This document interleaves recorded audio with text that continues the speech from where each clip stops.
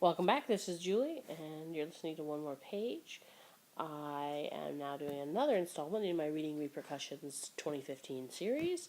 So, the idea quickly behind this series is just simply to talk about one book from the last month that I share the repercussions, the one or more big takeaway from the book that had me think differently or exposed me to something new or unexpected. So, today I'm talking about The Reader by Bernhard Schlink. Okay, so there really is only one big takeaway from The Reader that I want to discuss, but my three bullet points are because it kind of built. I discovered it about halfway through the book, and then there were two more moments where, the idea was brought up again and again, and so I just want to walk through that journey. And so I'm not really sure how to describe what I'm talking about, but hopefully it will come out in trying to describe the journey to the discovery. Okay, so let's start with the moment in the book where this discovery started to build. And that's when our narrator, Michael Berg, does what I've described here as a layered memory sequence. He's going to go back or he's going to go visit a concentration camp where his former lover had once worked as a guard in Germany during the war. Now, so he's about to tell this memory of how well, not a memory actually, he's about to go to the camp. And then he switches to the future, where he's actually gone to the camp again. So it becomes a sequence where he's talking about how he's at the camp now in more kind of present. He's been there once before, the first time he visited during when he was watching the trials and his lover Hannah was on trial, or just shortly after that, I think. All in the same narrative. So even though just before we're about to visit the camp for the first time, he switches way to the future where he's visiting for a second time. And in that narrative is both the moment where he's there now, in the more present future, if that makes any sense, and then when he visits it for the first time. So I thought that was a fascinating way to jump into this sequence. I thought in the moment he was just going to visit the camp for the first time, and then I discover that he's visiting the camp for a second time, and within that is the visit of the first time, all intermingled.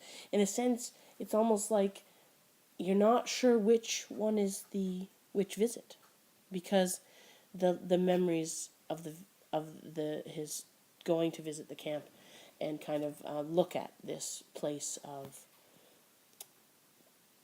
prior destruction in his memory.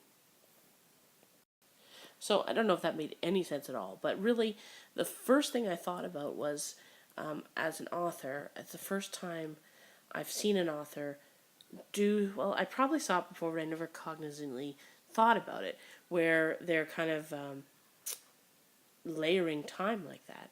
And then other things started happening in the book, and things were said that I thought, okay, this is being done. The author's using form, the style of writing, to suggest a message about our interactions with memory in the past.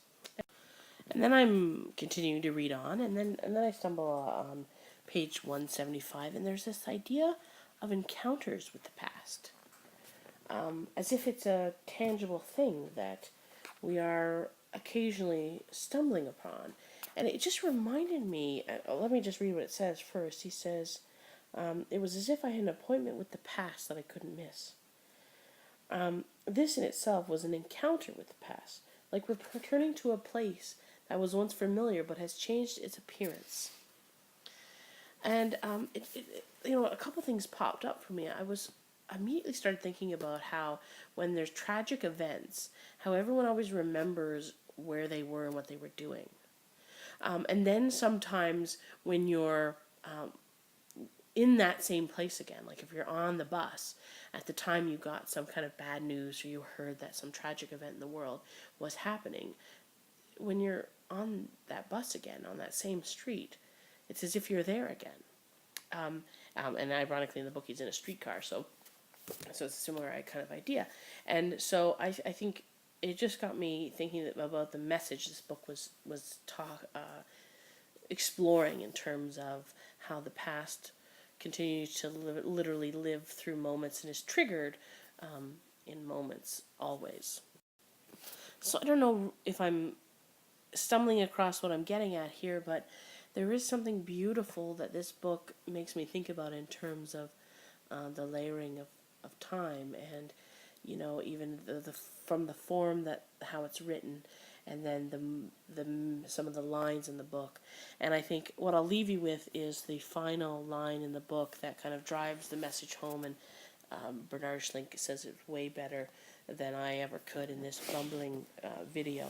But I'll leave you with the final line that I think captures the idea. The tectonic, and this is on page 217, the tectonic layers of our lives rest so tightly one on top of the other that we always come up against earlier events in later ones. Not as a matter that has been fully formed and pushed aside, but absolutely present and alive. Thanks once again for listening. Take care.